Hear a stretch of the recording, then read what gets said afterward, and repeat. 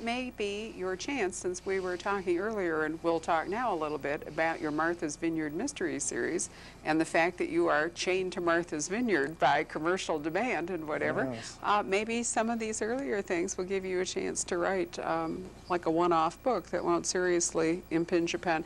Publishers who cherish a mystery series are really unfriendly when you start doing something that will be a distraction or confuse people. But if it's that far off, if it's a Western or, you know, or dramatic historical novel or something, you may have a chance to publish it and give yourself a little creative break from something that probably by now, what, 8 books into it? Yeah. The current book is yes, the current book is called A Deadly Vineyard Holiday. And I might pause and point out that it has what I call the V word in it, which is the word vineyard. About 4 years ago, Scribner people decided that they wanted the word vineyard in every one of my titles. I'm pretty sure it was just a marketing thing. You know, if you read one, you get another. So now we're scrambling around making up, you know, some kind of a coherent title that has the word vineyard in it. So we've got Case of Vineyard Poison, Death on a Vineyard Beach, and this year, A Deadly Vineyard Holiday. And next year, I don't know what that one's going to be, but I'm going to let Scribner worry about it. Did they always have a Martha's Vineyard Mystery as a subtitle? Yeah, and it's kind of comical because I wrote the first of these books, A Beautiful Place to Die, probably in 1987. And I might pause and point out that 20 years had passed since I had published this one novel and I was a writer, and then I wrote for 20 years and nobody bought anything that I wrote. So I had to develop a new category called ex-writer, and that was me. And but all the time I was writing and writing and writing and sending stuff off and having it returned with no interest. All through that time, I had done what I had done in the first place. I said, well, this is an interesting story, you know, like the Viking thing I just told you. So I would write what I thought was an interesting story. It was a view apparently not shared by any of the editors in New York for 20 years. So I was getting, but I'm a writer. Apparently I'm a writer, by which I mean I'm going to do it anyway, whether anybody publishes it or not. So I was getting ready about 1987 to write another book, and I remember saying to my wife, let's write one that will sell. I mean, let us set out to write a book that will sell. I had never done that before. Ah, a commercial book. A commercial book. Let's see if we can get one into print. I knew it could be done. My memory reached back 20 years. It had happened to me once. And the problem was that we didn't know what sold. I had no idea what was popular. I read very little modern fiction. I was still reading Dostoevsky over and over again. And the people I was teaching in my lit classes had, you know, been dead 20 or 30 years. And so we didn't know we didn't even know who was a popular writer. So we asked my daughter. And so she gave me the name of 2 writers whose names I probably should not mention on the air. And so we went into bookstores, and we just blanched at the cost of books. And, oh, good Lord, nobody can afford to buy this stuff. Sorry, Barb. Perfectly all right. It's gotten worse since. It has gotten worse since. Lots worse. You know, I'm from the era when you could buy, you know, Oliver Twist for 25 cents in paperback, and that's long gone. So anyway, we went to yard sales, and we spent $1, and we got 2 copies of each of these guys' books, and we read them. We hated them. And I remember after reading the first one, Shirley said, do I have to read another one of these? And I said, well, you know, I've always heard that every writer has one rotten book in him, right? And just as fate would have it, we just happened to get the 2 rotten books these guys wrote. The next ones have to be better. Wrong. I see. They were so anyway, we read them, and out of that I extracted this little formula for what seemed to be in all of these books. And I said, well, and I'll tell you what it is. This is my opening line in all my classes on how to teach mystery fiction. So I'm going to tell you everything I know in one paragraph. Well, I'm ready to listen. Well, listen and record this. Apparently this is it.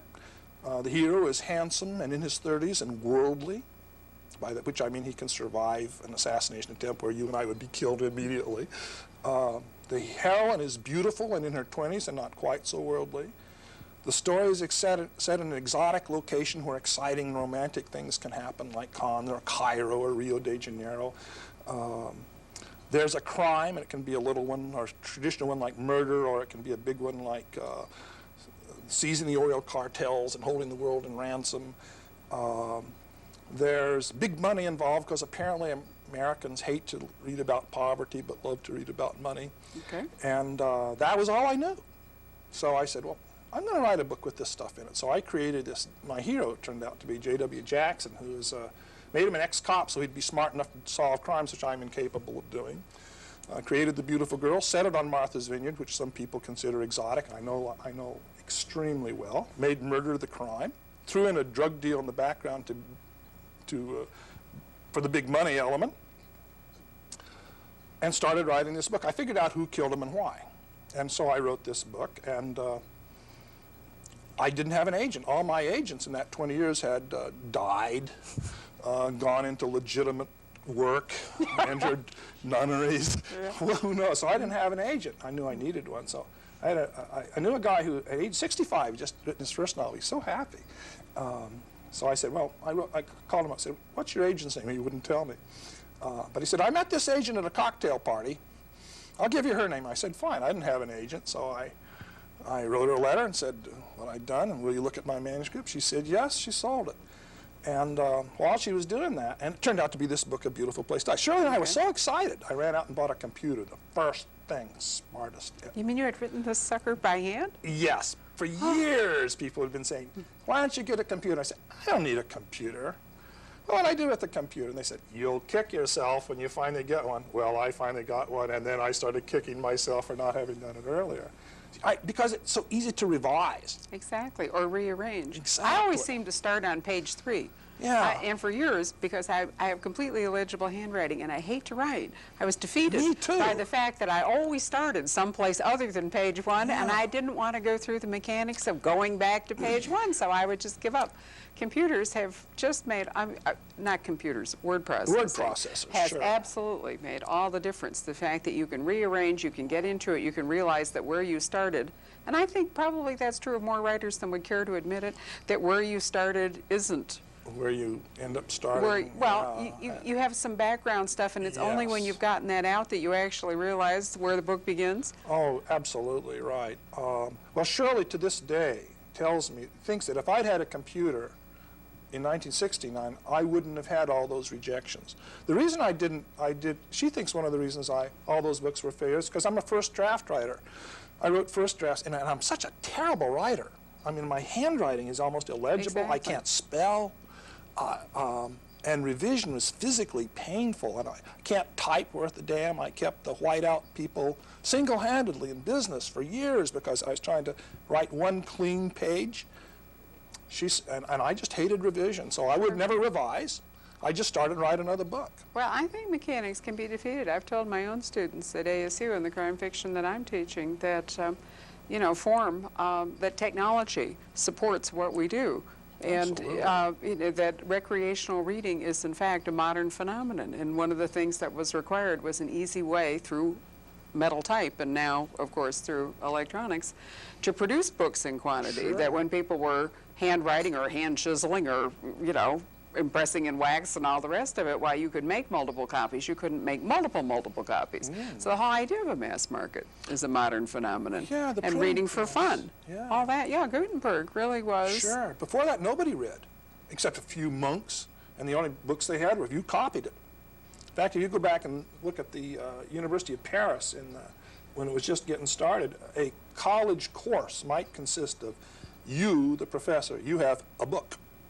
It's your book. And you sit up there and you read your book, and all these other guys are out there copying your book. And when they finished copying what you said, they can go and become college professors. You might not have any more knowledge than that. It was reading and writing were so rare. And now it's commonplace. And now the computer.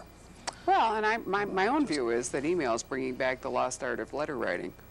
Note writing, really. Very few of us write letters, but we do lots of notes. Oh, you and I do. So, I mean, it's sort of hard for me to, conceptualize you as somebody struggling to write out of hand because, we chatter away on the keyboards. And I really do think that for a lot of people, that the technology of being able to do that has freed up their creativity. Absolutely. It couldn't be truer of anyone than it's been of me. It just changed my life.